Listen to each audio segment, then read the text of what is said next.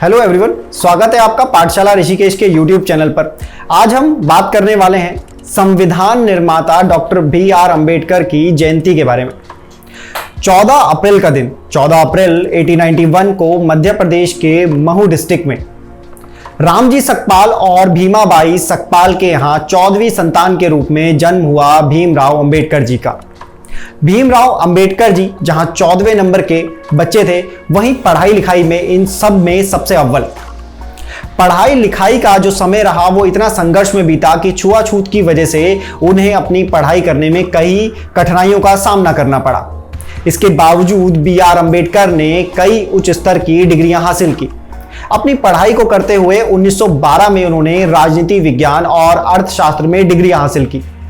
1916 में उन्होंने कोलंबिया से पीएचडी की डिग्री हासिल की, जबकि 1923 में उन्होंने लंदन से डॉक्टर ऑफ साइंस की।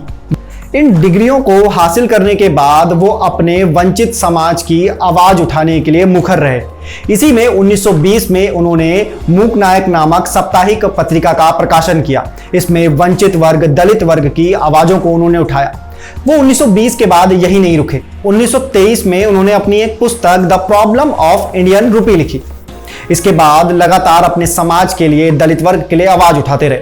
1930 से 1932 के बीच में आरटीसी या राउंड टेबल कॉन्फ्रेंस में उन्होंने प्रतिभाग किया। दलित वर्ग के अधिकारों के लिए लड़ते हुए 1930 से 1932 के मध्य उन्होंने राउंड टेबल कॉन्फ्रेंस या गोलमेज सम्मेलन में प्रतिभाग किया। कई विरोधों के बावजूद उन्होंने दलितों के लिए चुनाव में अलग से आरक्षण का प्रावधान मांगा। यहां सफलता मिलने के बाद अंबेडकर और गांधी के बीच में बहुचर्चित सितंबर 1932 में एक पूना पैक्ट समझौता हुआ। इस परिणाम में उन्हें कुछ तो सफलता मिली, लेकिन यह आंशिक थी। अभी उनकी लड़ाई और लंबी थी। उन्होंने भारत को स्वतंत्र कराने में और उसके बाद आने वाले समय में आधुनिक भारत की नींव रखने में एक महत्वपूर्ण भूमिका निभाई।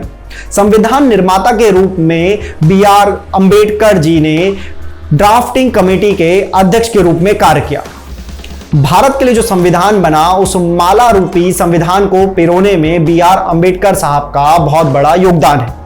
बी.आर. अंबेडकर साहब को 1990 के समय में भारत रत्न से सम्मानित किया गया। ये राजनीतिक जीवन बी.आर. अंबेडकर जी का था, लेकिन इसके अलावा भी बी.आर. अंबेडकर जी का व्यक्तिगत जीवन बहुत सारी चुनौतियों से भरा हुआ है। बात करते हैं उनके व्यक्तिगत जीवन की। उनका विवाह 15 वर्ष की आयु में रमाबाई के साथ हुआ था, जो उस समय 9 वर्ष की थी। भीमराव अंबेडकर जी और रमाबाई जी का साथ 1935 तक रहा। एक लंबी बीमारी के बाद रमाबाई का निधन हो गया। बी.आर. अंबेडकर साहब ने दूसरा विवाह ना करने का संकल्प लिया था, लेकिन परिस्थितियां बदली। देश सेवा करते हुए 1945 और 48 के समय में उनका स्वास्थ्य बहुत ज्यादा खराब रहता था। वहीं उनकी मुलाकात हुई डॉक्टर सविता से, जो एक ब्राह्मण परिवार से आती थी, लेकिन पढ़ी लिखी और सुलझी हुई महिला। Doctor B R. अंबेडकर ने 1948 में उनसे विवाह कर लिया। सविता जी और बी.आर. अंबेडकर साहब अपने अंतिम दिनों तक साथ में रहे। बी.आर. अंबेडकर साहब ने अपने अंतिम समय में बुद्धिज्म को अपना लिया था। बी.आर. अंबेडकर साहब एक खुले हुए मन के विचार के व्यक्ति थे। बात करते हैं 1952 में, जब पहली बार भारत में आम लोकसभा चुनाव आयोजित हुए। इस चुनाव में बी.आर. अंबेडकर साहब अपने असिस्टेंट से ही चुनाव हार गए। अक्सर राजनीति में ऐसा देखने को मिलता है कि बहुचर्चित व्यक्ति, बहुत योग्य व्यक्ति चुनाव नहीं जीत पाते हैं। बी.आर. अंबेडकर साहब हम पूरे भारत के लिए, हमारे लिए और पूरे भारत के लिए एक प्रेरणा के स्रोत हैं। बी.आर. अंबेडकर जी की जयंती पर हम पाठशाला परिवार की ओर से उनको नमन करते हैं। धन्यवाद।